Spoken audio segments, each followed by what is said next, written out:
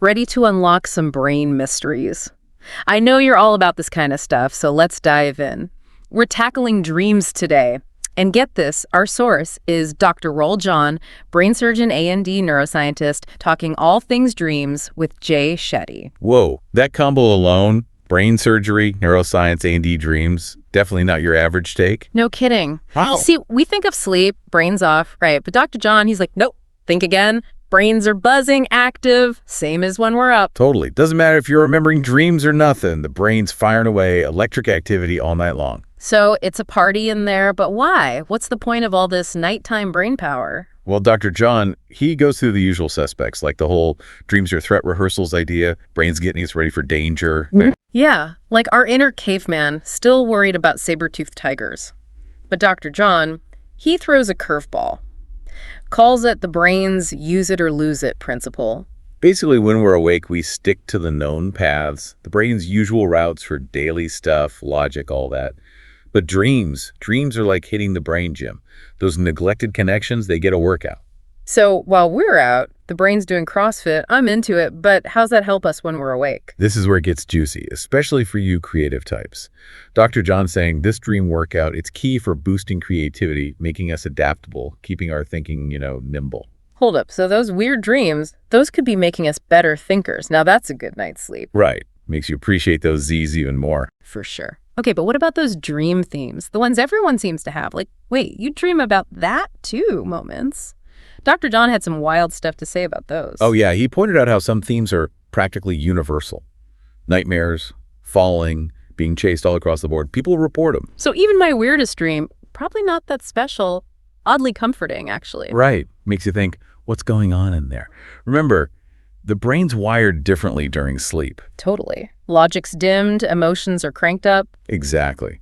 So Dr. John says because of that shift, our dreams, they gravitate towards those primal feelings, fear, desire, all the stuff we might not be dealing with while awake. Makes sense. But what about the ones that really stick with us? The ones that feel super personal? Should those be ringing alarm bells? Good question, right? Dr. John, he thinks not all dreams are deep messages, but the ones that hit us hard emotionally, those might be worth unpacking. Like they're trying to tell us something, even if we don't speak the language. But how do we even start to understand that? Well, Dr. John says dreams don't do literal. It's all symbols and metaphors. Less about cracking a code, more about feeling your way through those emotions the dream stirs up. So dream about being chased, not time to buy a security system. Not necessarily. Maybe it's about tapping into that anxiety, the fear, what's going on in your life that might be triggering those same feelings. Whoa, that's deep. Like dreams are giving us a secret map to our own emotions, even the hidden ones. Exactly. And to prove it, Dr. John talks about Vietnam vets. Some seemed fine day to day, but had these intense nightmares about their experiences. Wow, so even decades later, their dreams were processing that trauma. That's heavy. It is. Shows that dreams are like an emotional barometer, revealing anxieties, unresolved issues, all this stuff bubbling under the surface. Like our dreams are trying to start a conversation about things we're not ready to face. Okay, so dreams, they're like emotional therapy we didn't know we signed up for. Wild. But you know me, always thinking, how do I actually use this? You'd go there. And Dr. John's got us covered. He talks about these in-between zones, awake but not, asleep but not, calls them liminal states. Liminal states? Ooh, spooky. You mean like that drifting off stage, not quite under yet? Bingo. Dr. John says those are prime for dream diving. Resist that urge, phone in hand, day's schedule, all that first thing. So, ditch the snooze button, AD the scrolling. What, trade them for dream recall? Tough ask some mornings. What's so special about that sleepy zone anyway? Catching those dream bits before they vanish. They're slippery, right? But that wake-up zone, prime time for scooping them up. So fight the urge to bury my head or check my notifications, and instead, dream journal time. Exactly. Even just quick notes, images, feelings, whatever sticks, anchors those memories. Could spark creativity all day long. Simple, but wow, powerful. And you, Mr. Efficiency, gotta love that time-saving brain hack, right? You got it. But hold on, because it gets weirder. Dr. John, he's into lucid dreaming, knowing you're dreaming while it's happening. Now that's pro-level dreaming. Wait, you're saying that's real, not just like movie stuff. Wild, right. But yeah, lucid dreaming's a thing. Actually, I've even experienced it myself a few times. Hold up, you. Mr. Logic and Reason over here having lucid dreams. Details, please. What's it like? Seriously bizarre. It's like suddenly you're holding the remote to your own brain. But it's not just me saying it. Science backs it up too. No way. So not just dream gurus making claims. Give me the facts. They've done eye tracking, brain scans, even got this dream drug, galantamine, all to prove lucid dreaming is legit neurology. Okay, mind officially blown. So not just fantasy, but can you, like, make it happen? Or is it just, if it happens, it happens? There's this technique, the mild technique, Basically, as you're falling asleep, you're kind of reminding yourself, hey, I want to be aware in my dream. Like planting a little awareness seed before you're out. I dig it.